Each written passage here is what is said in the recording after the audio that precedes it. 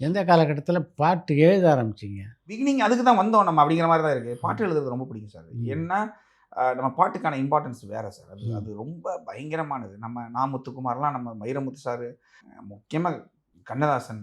நீங்க நம்ப மாட்டீங்க சார். ஆக்சுவலி சர்ச்ல ரீசென்ட் டைமிங்லலாம் பார்த்தீங்கன்னா, மயக்கமா பாட்டு இருக்குல்ல, அத சொல்லி பிரசங்கம் பண்றாங்க. ஓ! ம ம அருமையான மயக்கமா சாங்.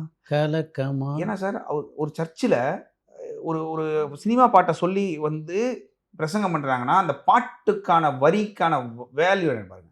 வாழ்க்கைன்னா 1000 இருக்கும்.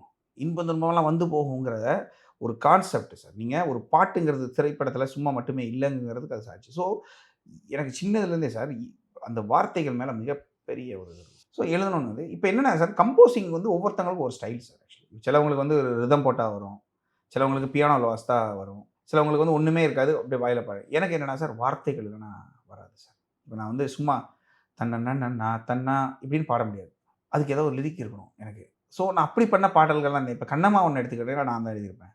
இப்ப தன்னன்னே நன்னா தான்னா இப்படின்னு பாடுறத விட, கண்ணம்மா உன்ன மனசு இப்படின்னு எழுதுறது எனக்கு இன்னும் கூட பாட்டு ஈஸியா வரும்.